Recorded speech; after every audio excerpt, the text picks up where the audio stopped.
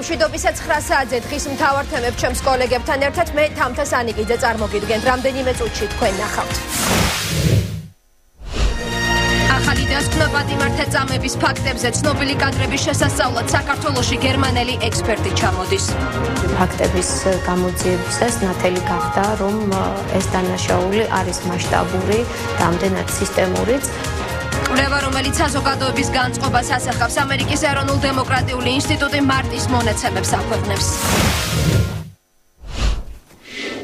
ბოლო დროის ერთ-ერთი გახმაურებული საქმის ძიების პროცესში უცხოელი სპეციალისტი ერთვება. პატიმართა წამების შემზარავე კადრების შესასწავლად ქართველი სამართალდამცავები უცხოელ კოლეგას ელოდებიან. სახელი და გვარი ჯერ უცნობია, თუმცა ცნობილია, რომ საქართველოში მოწვეული სპეციალისტი სისტემური დანაშაულის კვლევებზე წლებია მუშაობს.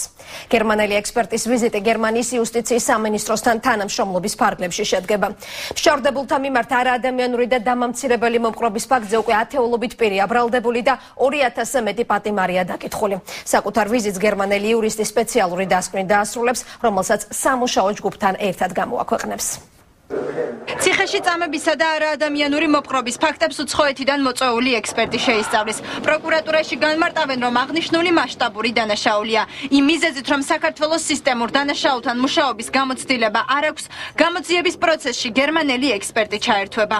წამებისა და არაადამიანური ფაქტების გამოძიებისას ნათელი გახდა, რომ ეს დანაშაული არის მასშტაბური და ამდენად სისტემურიც, ვინაიდან საქართველოს არ ქონდა გამოცდილება სისტემურ დანაშაულთან და მის შეფასებასთან დაკავშირებით, სწორედ ამიტომ გადაწყდა ამ გერმანელი ექსპერტის მოწვევა და მას აქვს სწორედ ეს გამოცდილება და ის 24 აპრილს მოწვეულია საქართველოში. მიანიჭებენ თუ არა სპეციალისტები ციხეში წამების ფაქტებს კაცობრიობის წინაშე ჩადენილი დანაშაულის კვალიფიკაციას. არასამთავრობო სექტორი ამის ალბათობას არ გამორიცხავს. ისინი პროკურატურას მოუწოდებენ გამოძიების პროცესის შესახებ საზოგადოების ინფორმირებულობა უზრუნველყოს. ასეთი საერთაშორისო მიდგომა და სწორი ანალიზი ხელს შეუწყობს საქართველოში იმ რეჟიმის შეფასებასაც, რომელიც 9 წლის განმავლობაში არ ღვევდა საკუთარი მოქალაქეების უფლებებს. ექსპერტები გაეცნობიან რა ალბათ უნდა ვივარაუდოთ საქართველოს პროკურატურის მიერ წარდგენილ მასალებს, მათ ამ მასალების საფუძველზე უნდა დაასკვნან, რამდენად იყო ეს წამების ფაქტები მასობრივი, სისტემატური და სახელმწიფო პოლიტიკის რანგში აყვანილი ქმედებები, რაოდენობის და ხარისხის თვალსაზრისით და ალბათ ამის შემდეგ შეძლებენ ისინი გააკეთონ დასკვნა და შეაფასონ ეს ფაქტები, როგორც კაცობრიობის წინაშე ჩადენილი დანაშაული. საქართველოში უცხოელი სპეციალისტების ჩამოსვლას პარლამენტარებიც ეხმაურებიან. მე ვიზიარებ ამ შეფასებას, აშკარაა, რომ ჩვენ ამ კადრებზე ხედავთ წამებას და წამება და ადამიანის ღირსების შემნახველი მომყრობა არის დანაშაული, რომელიც კაცობრიობის წინააღმდეგ მიმართული დანაშაულია უდავი. არ არსებობს საზოგადოებაში ნორმალური ადამიანი, რომელიც არ ითხოვდეს ამ საქმის ბოლომდე გამოძიებას. მაგრამ მეორეც არის ის ადამიანები, ვინც უშუალოდ ჩართულები იყვნენ ამ პროცესებში და შემდეგ დღეს იგივე პროკურატურის ნებართვით გარეთ დასეირნობენ და ამ შემდეგ. ამიტომ აქ ამ მხრივ მე ვფიქრობ, რომ თანამიმდევრულები უნდა ვიყოთ. ციხეში წამებისა და არაადამიანური მოპყრობის ფაქტების შესასწავლად სპეციალისტი გერმანიიდან 24 აპრილს ჩამოვა.